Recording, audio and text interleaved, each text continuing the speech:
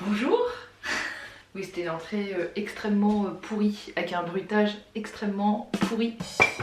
Aujourd'hui, on se retrouve dans ma cuisine. Pourquoi? Parce que c'est le bordel, hein. Et donc je vais ranger avec vous. Et en même temps, comme d'hab, on va papoter le sujet. Très intéressant, je sors d'une sieste d'1 heure. J'ai eu la chance de faire une sieste. Et donc du coup je sors d'une sieste de 1 heure, je suis un peu éclataxe, on va pas se mentir. Je vais essayer de faire quelque chose capillairement parlant pour que ça aille un petit peu mieux, sachant que mes paroles ne vont pas être très coordonnées, hein, parce que je sors vraiment d'une sieste d'1 heure. 1 heure c'est un petit peu trop. Normalement ils te disent oui, pour faire une bonne sieste il faut que ce soit... Alors attendez, je me concentre parce que j'ai extrêmement mal au poignet. Pour faire une sieste il faut 20 minutes je crois. Je sais pas, dites-moi en commentaire, faut combien de temps pour faire une bonne sieste. Mes cheveux c'est la merde. Bref, aujourd'hui, une nouvelle vidéo. Je vais vous parler de quelque chose qui est très personnel et de quelque chose qui risque de faire du bien à beaucoup d'entre vous et de vous raconter un petit peu mon histoire. Et ça fait longtemps que je voulais faire cette vidéo. Ça faisait extrêmement longtemps. Je vais vous en parler en rangeant mon lave-vaisselle, enfin en mettant la vaisselle dans mon lave-vaisselle. Puisque Alan. Réveille-toi.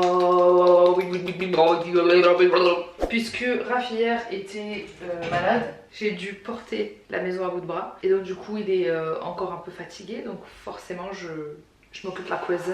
Et donc du coup cette vidéo s'appelle Il nous a abandonnés. Et je vais vous raconter mon histoire, ce que j'ai vécu. Si vous me suivez depuis longtemps, vous savez très bien que du coup je n'ai pas de papa. Alors tu me diras, mais Chéra, tout le monde a un papa, sinon tu serais pas là et tout. J'ai un géniteur. J'ai un géniteur, bien évidemment comme tout le monde sur cette planète, mais je n'ai pas de papa. Je n'ai pas eu la présence d'un papa. Mon papa est parti, mon géniteur, mon papa. Vous dites-vous, c'est jamais une phrase que j'ai eue, tu vois. À chaque fois, des fois avec ma soeur on fait des blagues et on se dit papa il nous a pas acheté ça, mais papa on doit l'appeler papa, papa il est où? Et ça nous fait trop bizarre de dire ça et donc on est éclaté de rire. Mais prom dog, on n'est pas genre éclaté de rire et après on va pleurer, tu vois, ce genre de larmes là. Non, pas du tout. On est vraiment éclaté de rire. Et donc du coup, mon père, voilà, ça va être plus simple, parce que je vais pas dire mon géniteur. Hein. Mon père, il est parti quand je suis née. Il a sans doute dû se dire oula, trop de problèmes, trop de responsabilités. Salut. Et donc du coup, ma mère m'a élevée toute seule avec ma grande sœur. Dur de commencer dans la vie avec ça. Donc en fait, si vous voulez, je me suis dit, Chéra, ce premier abandon, le premier abandon que t'as vécu pendant ta naissance en fait, enfin, t'es née, les premiers jours de ta vie, t'as vécu l'abandon déjà. Et en fait, si vous voulez, ce traumatisme a affecté ma vie d'adulte plus que ma vie d'enfant et ma vie d'adolescente. Enfin d'adolescente si quand même, on va pas se mentir. Donc du coup mon père est parti et au-delà du fait qu'il soit parti, il ne m'a pas reconnue. Je rigole mais c'est super triste. Il m'a pas reconnu. C'est-à-dire qu'en gros, si quand votre enfant naît, vous pouvez le reconnaître, enfin, le père doit le reconnaître à la mairie pour attester que c'est bien son fils. C'est-à-dire que moi, il n'y a pas de reconnaissance en fait. C'est-à-dire, il m'a pas reconnu en tant que fille. C'est-à-dire qu'il n'a pas d'enfant en fait. Alors que je suis là, dans la nature, quelque part. Et à chaque fois, je me dis, oh, mais ça se trouve, il m'a déjà vue. À la télé, ça se trouve il m'a déjà vu sur YouTube, ça se trouve il m'a déjà vu, je sais pas, tu vois, ou alors ça se trouve ses autres enfants parce que j'en sais rien du tout, ils me suivent ou j'en sais rien, enfin bref. Et donc du coup, je voulais faire cette vidéo pour parler de la peur de l'abandon qui n'a cessé de me hanter dans ma vie d'adulte. En fait, on se rend pas compte, hein, mais les personnes qui ont subi ce genre de choses là, ce genre d'abandon depuis la naissance, ou alors un peu plus tard de la part de leur géniteur ou génitrice, hein, ça j'avoue que j'ai peu de témoignages, parce que j'en ai déjà parlé de la part du père, j'ai peu de témoignages d'une mère qui s'en va. En même temps, on a beaucoup plus de couilles, sorry, hein, je suis vraiment désolée si je vous ai froissé à la jointe masculine, je suis vraiment désolée, mais à un moment donné, il faut appeler un chat, c'est la vérité. Ah, vous pouvez être froissé comme une chemise au fin fond d'un linge sale bien puant, m'en fous. Et donc du coup, si vous voulez, bon, comment ça m'a affecté dans l'enfance? Ça m'a pas tellement affecté dans l'enfance parce que ma mère a été une super héroïne. C'est-à-dire qu'elle a réussi à faire en sorte que je ne ressente pas le fait que de ne pas avoir de papa, ce n'est pas normal. Donc elle a réussi, et en plus de ça, elle a réussi à me fournir tout l'amour dont j'avais besoin de la part des deux parents. Ce qui a été génial parce que j'étais une enfant qui a été bercée d'amour. Vraiment, je vous jure, c'est trop d'amour, mais il n'y a jamais trop d'amour au final. Donc du coup, j'ai jamais ressenti un manque d'amour, donc ça c'est cool. J'ai jamais ressenti un manque d'attention, j'ai jamais ressenti un manque en fait quelconque avant, les gars, d'aller à l'école. Vous savez cet endroit où d'autres enfants te font la misère et justement où te disent des choses qui peuvent te marquer à vie. Et donc du coup c'est à l'école en fait qu'on te fait remarquer que bah attends quoi, t'as pas de papa. Mais comment ça t'as pas de papa? Il est mort En plus les gens, c'est trop marrant que je dise ça avec un couteau dans les mains. Et en plus les gens ils ont pas de... Comment te dire? Quand ils sont petits il n'y a pas de... Peut-être c'est un sujet tabou. Non pas du tout. Les enfants ils rentrent dans l'art. Donc c'est mais t'as pas de papa? Mais quoi? Pourquoi ton papa il t'aime pas? Il s'est enfui, il est mort. Et t'es en mode bah je sais pas. I don't know. Si je savais, peut-être que ça aurait réglé peut-être plus de choses dans ma vie au final. MDR. Et donc du coup tu te retrouves confronté à quelque chose qui te dit c'est pas normal en fait. Et tout ce petit bonheur que ta mère elle a mis en place pour essayer de créer une illusion autour de ce schéma familial, bah il s'écroule. Et tu te dis, tu rentres à la maison, tu te dis mais en fait maman c'est pas normal, pourquoi il est pas là papa, qu'est-ce qui se passe, pourquoi j'ai pas de papa, blablabla, et pourquoi lui il a un papa, et pourquoi Paul Jacques il a un papa, bref. Et donc du coup je pense que ma mère a dû super bien faire son taf, même au-delà de bien faire son taf. Mon frigo fait énormément de bruit. Bref, vous allez devoir faire avec les gars parce que je vous avoue que j'ai un créneau horaire très serré pendant la sieste de mon petit. Donc du coup je vais pas m'arrêter de filmer, hein, bien évidemment. Je vous remercie pour votre compréhension en espagnol. Et donc du coup, je sais pas comment ma mère a fait, mais elle m'a expliqué les choses. Ma mère elle m'a toujours tout dit, elle m'a toujours expliqué les choses. Voilà, elle m'avait expliqué les choses en me disant bah oui ton papa il est parti, machin, tout ça. J'étais en mode ah bon, ok. Et donc du coup bah, j'avais une explication, même s'il n'y a pas réellement d'explication au fait que voilà, on te laisse dans la nature quoi, en gros. Enfin, dans la nature MDR, non, heureusement qu'il y a ma mère. Et en fait si vous voulez, j'ai vécu à un certain moment en me disant mais c'est comme si il me manquait, je l'avais très bien dit dans une de mes autres vidéos, j'avais dit c'est comme s'il me manquait une jambe, j'étais née sans une jambe mais que j'en avais qu'une, et que pour moi c'était normal, j'avais l'habitude de vivre comme ça donc je ne pouvais pas ressentir le manque jusqu'à ce que quelqu'un d'autre te fasse remarquer qu'il a deux jambes et qui te dit mais t'as une jambe mais comment tu fais pour vivre? Attends mais tu serais beaucoup mieux avec deux jambes. Et t'es là, tu te regardes, tu fais attends mais toute ma vie j'ai vécu avec une jambe, je vivais super bien avec une jambe. Et tu te dis ah ouais, et après tu ressens tu vois le manque entre grandes guillemets. Mais cette phase elle est passée assez vite. Pendant mon adolescence c'est là où ça a posé beaucoup plus de problèmes. Et c'est là où ma peur de l'abandon a commencé à s'accentuer. Alors bah forcément quand on est adolescente on a justement les premiers amours, tout ça, blabla, bubu. Et surtout je n'avais aucune notion de la gente masculine. C'est-à-dire que j'ai une famille très matriarcale. On est à 95% des femmes. Dans ma famille il y a 2 garçons et ils sont plus petits que moi. Donc avant on était en mode 100%, avant mon grand-père on était en mode 100% femme. Bref, donc comment vous dire que moi, yo no comprendo las hombres, sous-titre. Yo no comprendo las hombres, los hombres son muy bizarres, muy ¿cuáles los hombres? ¿Homme qué? Je savais pas du tout ce que c'était un homme, donc du coup, bah, avec les hormones, etc., qui frétillent, je commence à avoir justement des attirances, etc. et tout. Pour ma part, attirance envers les hommes. Et traumatisée par la peur de l'abandon, ne sachant pas ce qu'est un homme, je tombais très vite amoureuse, voilà. Quand j'étais plus jeune, je parle de vraiment quand j'étais plus jeune, là je vous dis j'avais peut-être 15 ans, etc. et tout. Mais avant ça, avant ma puberté, avant mon adolescence, bah j'étais pas intéressée par les hommes. Je dis pas que j'étais pas intéressée par les femmes, je dis pas que j'étais intéressée par les femmes, je dis que j'étais intéressée par personne au final. Parce que j'étais tellement, on va dire je plaisais à personne. j'étais horriblement chum, j'étais pas du tout dans le but de séduire ou quoi que ce soit, et j'étais vraiment, je vous jure, tout le temps avec mes mangas, avec ma cousine, avec mes copines, c'était soit Bollywood, soit manga, et j'étais dans mon coin, vraiment, c'était pas du tout, tu vois, il y avait une partie dans ma classe des filles, après je sais pas si c'est comme ça en 2020, en 2022, mais en tout cas il y avait une partie dans ma classe, c'était des filles qui, elles avaient 15 ans, elles portaient déjà des strings, elles portaient déjà du gloss, elles portaient déjà du liner, et ça se trouve qu'il y a des ados qui vont me regarder, qui vont me dire basique en fait. Nous à notre époque, non, enfin moi j'avais de la moustache, j'avais du mono-sourcil, je pouvais pas me raser les jambes, j'avais pas le droit. Hein. Du coup, il y avait un gap entre deux styles de filles. C'était les autres styles de filles qui sortaient avec les garçons, qui même justement avaient des relations sexuelles avec les garçons, et nous, ça nous choquait, genre. Et donc du coup, moi j'étais en mode, je me sens pas prête, c'est pas mon délire, même un petit copain, franchement, je suis pas prête. Donc je me focalisais vraiment sur mes notes à l'école et sur mes hobbies, voilà, mes hobbies de geek, quoi. Et du coup, c'est quand j'ai commencé justement à pouvoir à m'apprêter, quand ma mère elle me disait bon ok t'as le droit d'avoir un petit peu de mascara, t'as le droit de te raser un peu les jambes, blabla, blublu et tout. C'est là que du coup je commençais à me dire pourquoi pas avoir un petit copain, etc. et tout. Quoi? Qu'est-ce que j'entends? Comment? Qu'est-ce que j'apprends? Est-ce que tu peux partir parce que je parle de d'ex-petit copain? Bah non. Je suis tout oui. Je vais faire à manger pour ce soir. Tac tac. Ça va être grec, kebab. Kebab? Kebab. Kebab. D'ailleurs vous dites kebab ou kebab? Parce qu'il y a des gens qui disent kebab. Alors kebab. Ça n'a rien à voir. Ah bon? C'est deux choses différentes. Ah bon?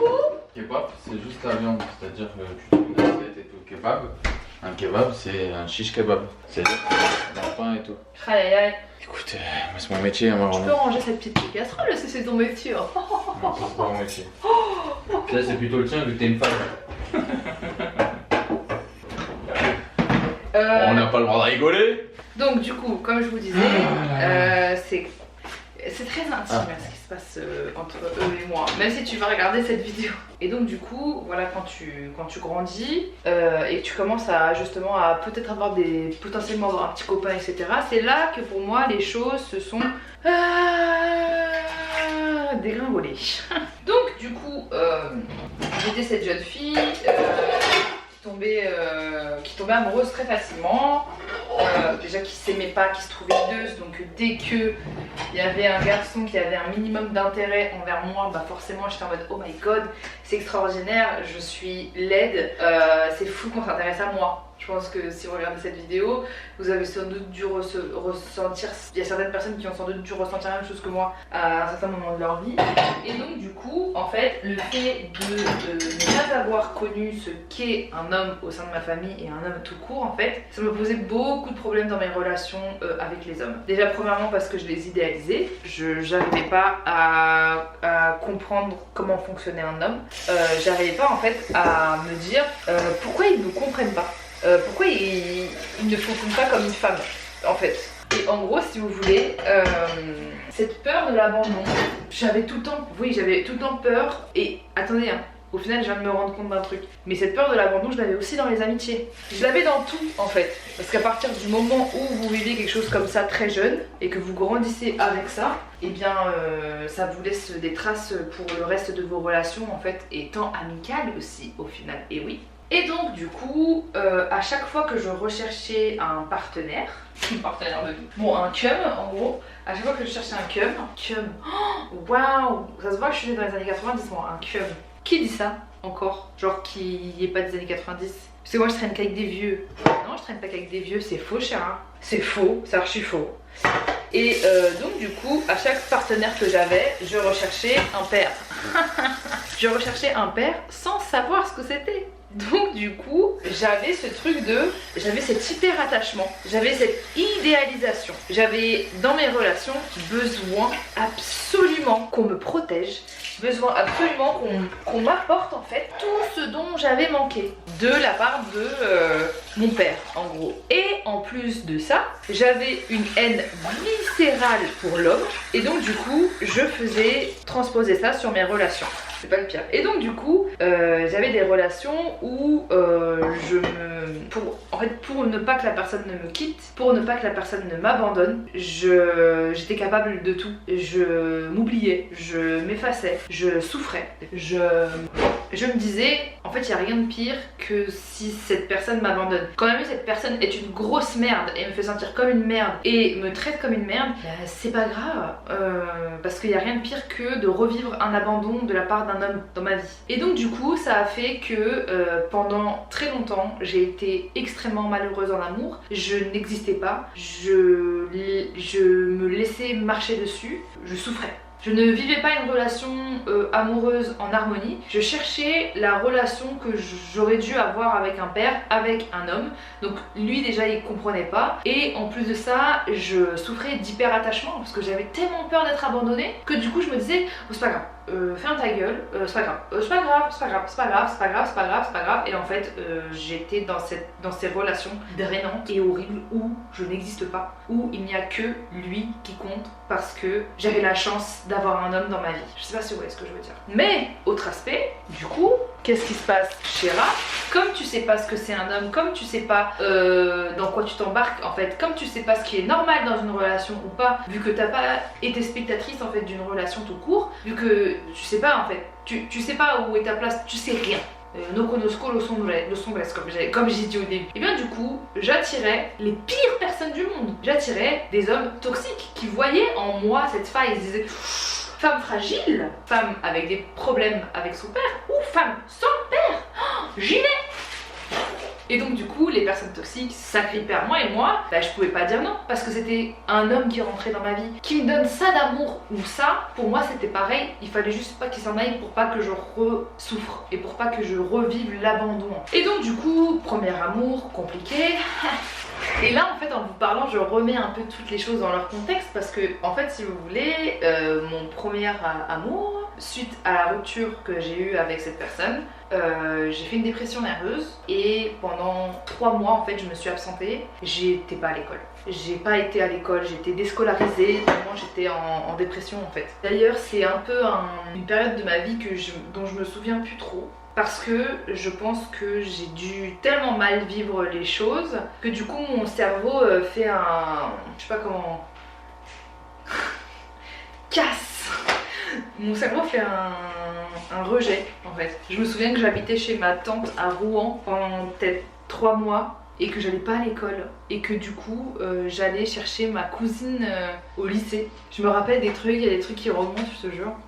Ouais. Et donc du coup, je me souviens même que lors de la rupture avec cette personne, quand cette personne m'a dit c'est bon, c'est fini, puisque bien évidemment c'est pas moi qui l'ai fait, peur de l'abandon oblige. Et donc du coup, cette personne était revenue dans ma vie.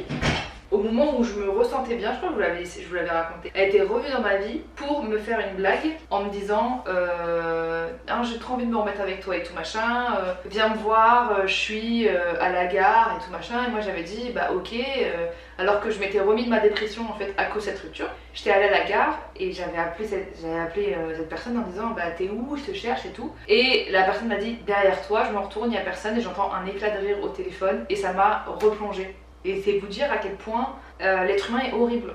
Et horrible, d'une horribilité horrible, bref. Et je me souviens que ma mère avait vécu mes cheveux sont très moches. Je me souviens que ma mère avait vécu cette rupture avec moi et qu'elle était extrêmement triste. C'était vraiment une période de ma vie très, très triste. Hein. Et donc du coup, pareil, j'ai pas eu énormément de relations. Et pareil pour l'autre relation, c'était pas quelqu'un de forcément... J'ai pas eu que des personnes méchantes dans mes anciennes relations, loin de là. Mais du coup, pareil, une rupture et je l'ai vécu... Enfin, c'est pas moi qui a cassé. On m'a largué par un message. Par texto. Bon après je peux pas en vouloir, hein. On est jeunes, on sait pas, il y a des personnes qui portent eux aussi leur trauma et qui donc forcément font des erreurs aussi avec eux leur trauma. Du coup on m'a largué par message et je me souviens que j'avais cette peur de l'abandon, j'étais partie en bas de la personne, j'avais attendu devant sa porte de son appartement carrément, à rester assise, j'avais couru à la gare j'étais une folle. Pas une folle, non, mais parce que pour moi c'était horrible de vivre un abandon. Je préférais qu'on me piétine à la gueule plutôt qu'on m'abandonne en fait. Trop triste. Et donc du coup, ça a fait que aussi par la suite, du coup, j'ai attiré, comme je vous ai dit, des personnes qui au final n'étaient pas faites pour moi et qui en gros se sont avérées toxiques pour moi. Et c'est pour ça que je me suis... j'ai pas eu que des ex toxiques, j'ai eu beaucoup de relations très mauvaises, dont une toxique, parce que j'ai l'impression qu'on utilise le terme toxique à tort et à travers, mais j'ai eu une relation bien toxique comme il faut, sinon le reste c'était... Il y en a des connards, mais... Ou alors voilà, je dis pas que c'était que eux le problème, loin de là. Il y en a qui étaient, comme je vous l'ai dit, qui étaient juste pas faits pour moi. Et moi aussi, je pense que avec mes traumas, j'ai dû justement me rendre malheureuse un peu toute seule. En vrai, des fois. Je sais même plus ce que je disais, mais en gros, si vous voulez, en vous parlant et en y réfléchissant, je me dis... sur ma route, je suis tombée sur des hommes qui eux-mêmes avaient leurs traumas. Moi-même j'avais mes traumas. Et donc du coup, on était toxiques ensemble en fait. Et il y a des personnes sur qui je suis tombée. J'ai eu des très bonnes personnes sur qui je suis tombée. Mais j'y arrivais pas. Et en fait, pour vous dire, même j'étais tombée sur quelqu'un de très bien. Et au final, c'est moi qui a détruit la relation. Parce que j'étais dans cette autodestruction de me dire mais je n'ai connu que la souffrance en fait avec les hommes, donc c'est ce que je mérite, donc c'est ce que je vais créer en fait, parce que je ne mérite pas l'amour d'un homme en fait. C'était ça que je me disais, j'étais dans ce schéma de pensée, et j'étais dans le schéma de pensée de me dire c'est normal en fait de souffrir, c'est normal en fait de se déchirer, c'est normal en fait qu'on nous fasse du mal, parce que j'étais tellement habituée à ça par mes premières relations que du coup je me disais ça doit être ça en fait, être avec un homme ça doit être ça en fait, être en couple ça doit être ça en fait, être avec sa moitié, parce que j'avais pas d'autres schémas idylliques entre un couple, parce que du coup quand tu vis un abandon très jeune ou très tôt ou même dès la naissance, du coup tu te dis que tu ne mérites pas en fait l'amour d'un homme. Et du coup, comme je vous disais, j'ai attiré des personnes toxiques qui m'ont bouffé de l'intérieur, et je ne disais rien parce que rien n'était plus difficile qu'on ne me quitte. Et j'étais dans ce cercle vicieux avec les hommes pendant un moment.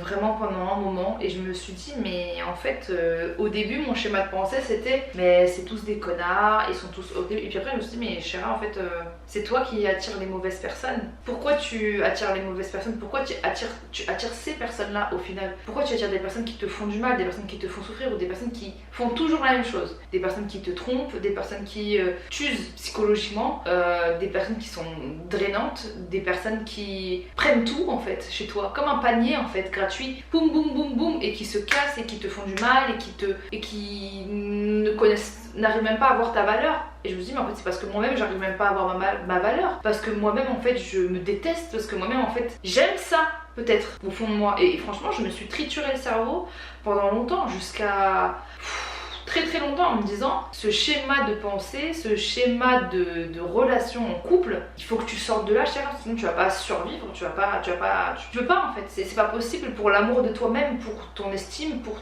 ta vie en tant que femme. Tu peux pas être dépendante, hyper dépendante de ta moitié et la laisser te faire autant de mal. C'est pas possible. Il faut que tu vives pour toi. Donc pendant moi j'étais célibataire pendant longtemps, je faisais des flirts par-ci par-là, mais je ne pouvais pas me mettre en couple parce que je savais comment j'allais être, et je savais que mon comportement n'allait pas être le bon et que je n'allais pas attirer les bonnes personnes. Et j'avais des trigger warnings en me disant oula, cette personne là je sais que ça va très mal se passer au final, je le sens, etc. et tout. Et du coup à un moment donné j'ai décidé de m'effacer, et comme je vous ai dit, je vous avais fait une vidéo sur les pervers narcissiques, parce que j'ai rencontré ce genre de personnage une fois dans ma vie. Et donc du coup en sortant de cette relation, parce qu'on ne sort pas d'une relation avec un pervers narcissique, c'est au-delà de sortir, on s'extirpe. C'est comme si tu étais coincé dans une huître, c'est limite impossible de sortir, c'est le pire truc en fait. On ne sort pas, on s'échappe, on se faufile. On essaie de faire ça en discrétion en fait. Et donc du coup, j'ai réussi à sortir de cette relation, Dieu merci. Et je me suis dit, Chéra, c'est soit tu es destiné à avoir une vie amoureuse horrible, soit tu te remets en question et tu te dis écoute, il faut que ton cœur, il faut que ton cerveau il arrête d'aller vers les mauvaises personnes et que ton cœur se regarde lui-même pour pouvoir te dire mais en fait depuis le début j'étais entourée d'une personne extraordinaire et c'était ça en fait, c'était ce que j'ai pas vu parce que je me suis même pas vue moi-même. Je sais pas si vous voyez ce que je veux dire, des fois quand je parle j'ai l'impression que je suis incompréhensible. Et donc du coup ça te fait des cicatrices forcément. Tu sors pas indemne de ce genre de traumatisme, et même encore maintenant, tu vois. Mais au fur et à mesure des relations que tu as vécues, j'ai énormément appris. Je peux vous dire que toutes les relations que j'ai vécues, elles m'ont apporté quelque chose. Elles m'ont apporté quelque chose sur moi en fait. J'ai appris sur moi. Parce que si j'étais la personne que j'étais au tout début avec Raph, j'aurais été la pire personne du monde en fait. Parce que en fait je n'ai pas appris tout ce que j'ai appris au fur et à mesure grâce à toutes ces relations. Et surtout, comme je vous ai dit, on a toujours tendance à dire que c'est les autres qui sont toxiques sans se rendre compte que parfois nous-mêmes on l'est au final. Et comme je vous ai dit, là je me suis fait larguer par texto, là on pourrait se dire oh putain quel connard. Bah, peut-être que cette personne là, quand j'étais en couple avec elle, sa seule manière de pouvoir sortir de la relation que j'avais avec cette personne, c'était de me larguer par texto, tellement j'étais horrible peut-être. Comme je vous ai dit en fait, on rencontre des gens sur notre passage, sur notre chemin, qui portent leur lot de traumatisme en fait. Pour moi, rentrer dans une relation avec quelqu'un, c'est comme t'arrives avec tes valises et tu vois t'arrives avec ton linge et ton linge bah, c'est un traumatisme, une phobie, un mauvais souvenir, une mauvaise habitude et donc forcément il va falloir que vous sortiez en fait votre linge mais il y a des trucs que tu gardes pour toi et la personne en face elle comprend pas en fait que t'as des automatismes bizarres de comment dire, de protection. Et donc je pense que j'ai dû rencontrer des gens sur mon passage qui avaient eux aussi des traumas, peut-être différents des miens, peut-être les mêmes. Et au final, on se rendait malheureux l'un l'autre. Et je pense que se dire ça, c'est apporter un peu de paix envers soi-même et apporter un peu de paix envers la personne que j'étais qui se disait les hommes c'est tous des connards, ouais c'est tous les mêmes, blabla, de toute façon personne ne m'aime, je suis pas destinée à être aimée d'un homme, blabla, parce que pendant longtemps je pensais ça. Et au début de ma relation avec Raph, j'ai vécu un an, on a vécu un an d'enfer. On faisait que se disputer. Parce que j'avais encore ces automatismes d'autoprotection qui faisaient que j'avais des mauvais comportements avec lui et lui il a aussi son lot hein. Et donc du coup c'était quelqu'un qui ne communiquait pas, quelqu'un qui ne parlait pas, quelqu'un qui ne disait pas les choses, quelqu'un qui était fermé comme une huître en fait. Et donc du coup on a dû apprendre à communiquer et on a facilement mis 1 an et demi avant d'avoir une relation, comment vous dire, une relation où on se dispute pas, où on arrive à arrêter d'avoir justement ces automatismes de protection nuls qui font que du coup ça froisse l'autre personne, de se dire ah mais cette personne elle va me faire du mal, ah cette personne elle va me marcher dessus, l'ego en fait, à mettre l'ego de côté, se dire essayer de comprendre, essayer de creuser, essayer de te mettre à la place de la personne, essayer d'anticiper, d'avoir un peu d'empathie. C'est dur hein, de rentrer dans une relation et franchement, si j'étais en couple avec Raph avant et lui pareil, notre relation n'aurait pas duré, on se serait perdu. Comme je vous dis, des fois les relations c'est juste une question de timing. Des fois, et des personnes, c'est juste pas le bon timing en fait. Tu te dis, bah non, j'étais pas assez mûre à cette période-là, j'ai pas pu apprendre ça à cette période-là, donc forcément je ne suis pas la personne que... Enfin, c'est juste, oui, une question de timing en fait. Et si on était les personnes qu'on était avant, bah on serait plus en couple depuis longtemps parce qu'on aurait lâché l'affaire. Quoi, 1 an et demi à pouvoir régler, fixer cette relation, c'est trop dur. Non, on n'a pas le temps. Et en fait, c'est fou parce que maintenant que je trouve les relations en 2022, elles sont très snackable. Ça veut dire, il y a tellement de choix, tellement d'applications de rencontres, tellement de trucs que les gens en couple, ils font plus l'effort d'être patients, de se dire bon ok c'est dur pour le moment mais il y a de l'amour, alors on va essayer de fixer ça sans pour autant être dans une relation horrible où vous vous sentez mal, dans une relation où vous vous dites bon on se dispute mais il y a du respect, il y a de l'amour, c'est des disputes comme on peut en avoir mais je pense qu'on peut réussir à construire quelque chose. Je sais pas si vous voyez ce que je veux dire, parce qu'il y a des relations où tu te dis non mais c'est mort en fait, c'est juste inacceptable ce qui vient de se passer. Dans la mesure de ce que vous pouvez accepter. Je sais pas si vous voyez ce que je veux dire. Oh. En fait, dans la mesure de ce que vous pouvez accepter, voilà. Parce que tu peux pas être dans une relation où vous vous disputez tout le temps, où c'est invivable. Dans la mesure de ce que tu peux...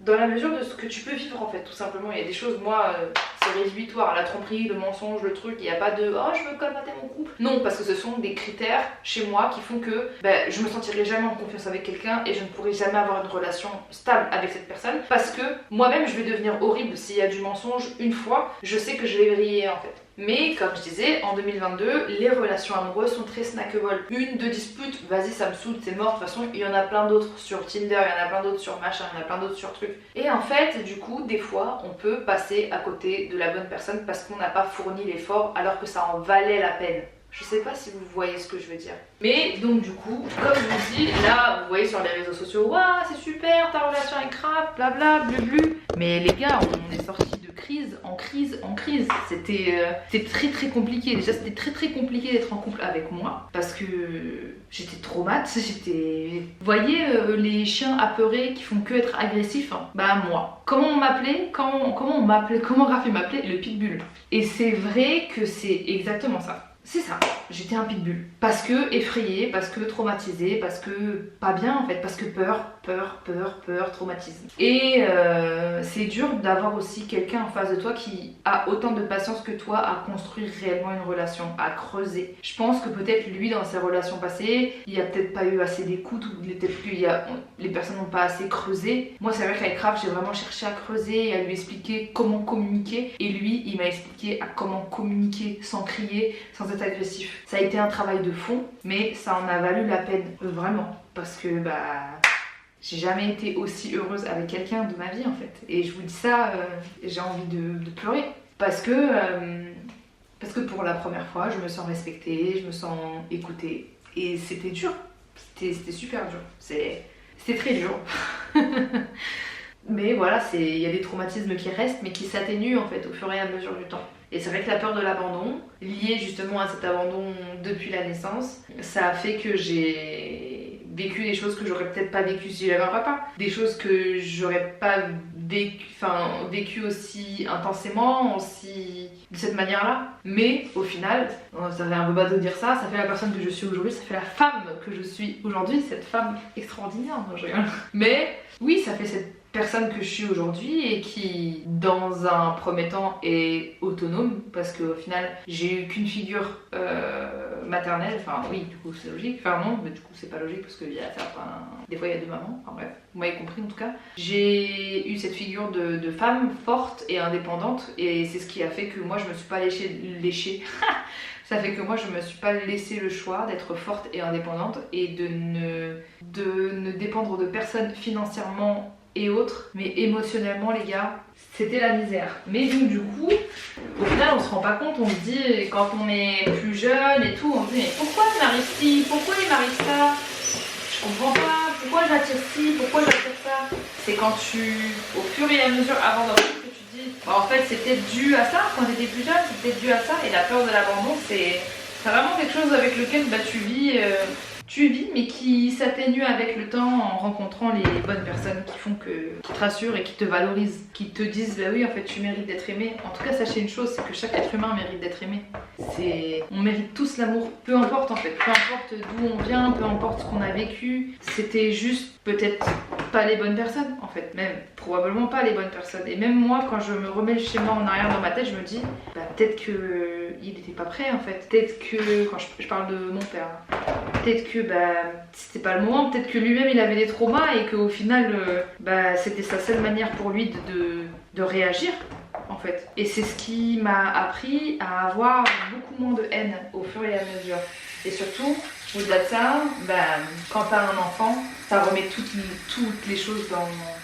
Ça remue en fait. Moi ça a remué. J'ai repensé à pas mal de choses, notamment quand tu fais la reconnaissance de l'enfant. Ça m'a énormément secouée.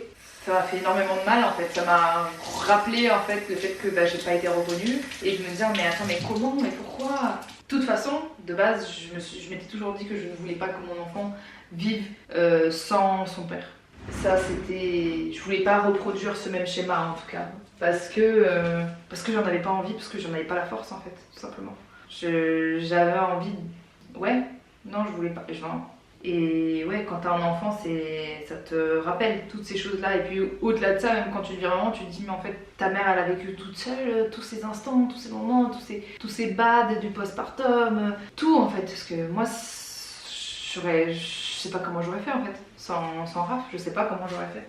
Mais donc du coup, c'était important de faire cette vidéo parce que je me souviens avoir le souvenir de plusieurs personnes qui avaient un peu la même histoire que moi. Et je trouve que c'est important de parler en rétrospective de tout ça parce que ça va tellement plus loin que...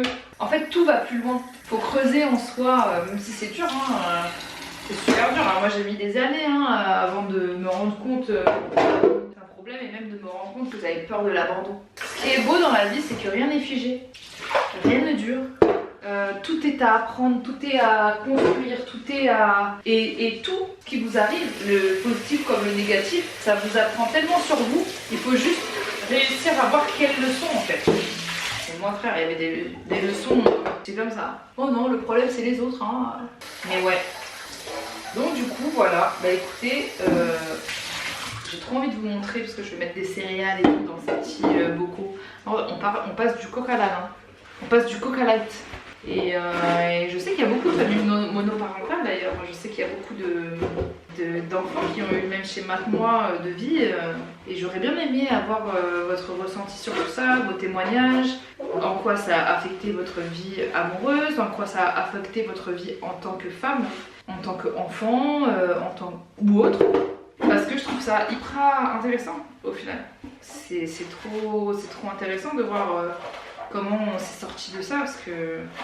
Et je me dis que si mon témoignage il peut aider plein de personnes, bien écoutez, ça me fait plaisir parce que je me dis que j'aurais pas vécu ça pour rien. Tous ces moments nuls ou tous ces moments où j'étais pas bien, bah, je l'ai vécu pour apprendre sur moi et pour peut-être aider d'autres personnes à travers ma chaîne YouTube.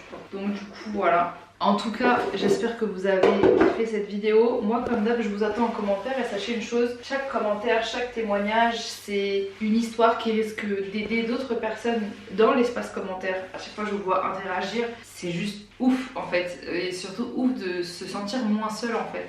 Donc du coup, voilà. En tout cas, sachez les gars, on est bientôt 2 millions. Enfin, ça fait longtemps qu'on est bientôt 2 millions, on n'a jamais été aussi proche des 2 millions. Donc merci beaucoup, écoutez. J'espère que ce format aussi vous plaît parce que c'est un format que je peux faire ces derniers temps parce que je pense que vous le savez, j'adore partager, j'adore faire des vidéos YouTube, j'aime trop. Même pendant justement, juste après mon accouchement, après c'est pas juste après mon accouchement, ça fait quand même 2 mois et demi que j'ai accouché. Mais j'aime trop partager avec vous et c'est un peu le seul format que je peux faire parce que mes autres vidéos me demandent beaucoup plus de travail. Et donc du coup j'ai beaucoup moins le temps en fait de le faire. Et en fait vous parlez de sujets comme ça juste en parlant, en papotant et en faisant quelque chose qui me fait avancer dans ma journée. Et ben au final ça me fait grave du bien et en même temps vous kiffez. Donc je suis trop contente. En tout cas dites-moi si c'est un format qui vous plaît. Et dites-moi si vous voulez voir autre chose que je me dis quand je vais commencer à avoir un peu plus de temps, j'aimerais faire d'autres choses. J'ai envie de vous faire un horoscope par mois. Vu que je vous ai pas fait l'horoscope de l'année, j'ai pas envie de vous faire un horoscope de l'année vu que l'année elle a très bien commencé. Mais du coup j'ai envie de vous faire un horoscope mensuel tous les mois sur tous les signes astrologiques. Comme ça, du coup au moins ça vous fait l'horoscope de l'année sur toute l'année quoi. Hop là, je vais prendre tous mes céréales. Je vais prendre mes céréales et je vais les mettre dans mes pots. En fait j'ai trop envie d'organiser de ouf ma buanderie. Donc c'est bon, j'ai acheté plein de trucs comme ça là, vous voyez, à mettre dedans. J'adore. Attendez, je vais vous montrer. Petit moment ASMR. J'ai trop envie de reprendre les 24 heures dans ma vie aussi, mais bon, je suis un peu ciao. Alors, waouh, j'adore. On se satisfait des petits bonheurs quoi. Mettre mes céréales dans un truc comme ça, c'est... Oh là là! Là j'ai l'impression que je suis une meuf carrée, hyper organisée et tout. Hein. Alors là j'ai ça, j'ai l'impression que je suis une bête de meuf. Waouh! Ça va durer 2 semaines. Même pas! ça va durer même pas 15 jours. Ça va être le bordel dans la buanderie. En tout cas, dites-moi si vous voulez une vidéo où je fais ma buanderie avec vous parce que j'ai vraiment envie de la refaire bien. Parce que j'ai la chance d'avoir une buanderie.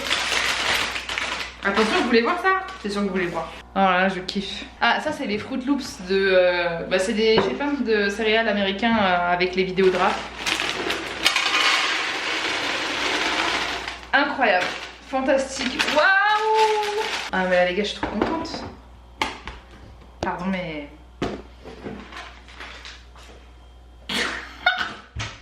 Bon, en tout cas, sur ce comme d'hab, je vous aime fort. Ah, t'as fini là? Oui. Ah ouais? Je vous lis en commentaire. Oui, j'ai parlé de toi. T'as dit quoi? J'ai dit qu'on a mis du temps à fabriquer notre relation. Ah bon? Ouais. Pourquoi elle fabriquer de toutes pièces? Tu vois, comme ça a coupé. Non, mais tu vois, j'ai parlé de comment on a... Que moi, au début, j'étais un pitbull. Et moi j'étais une huître. Ouais. Et je disais peut-être que, tu vois, toi, dans tes relations passées, il y a personne qui a creusé pour t'apprendre à communiquer. Et moi, personne m'a appris à communiquer sans crier. Bah peut-être, ouais. On a vu mon cul, je crois. Ah. Est-ce que Dites-le en commentaire. Tu veux que je censure? Non, je m'en fous. Ah, Floute. t'en fous. Qu'est-ce que j'ai envie? J'ai envie de mettre du lait comme ça et prendre une cuillère et manger comme ça. T'as vraiment fait ça là? Moi aussi j'en ai. Allez hop. Hop, pas les pattes. Toi t'as les Fruit Loops. Ça me donne envie d'acheter des céréales alors que j'en mange jamais. Alors qu'on en a beaucoup à la maison de céréales. Bon bah j'allais ne pas couper la caméra et vous allez continuer à vivre avec moi là. Enfin, avec nous du coup. Bah dis-leur au revoir. Ouais. Bon les gars, sur ce comme d'hab, je vous aime très très fort. Je vous lis en commentaire et je vous fais de gros bisous.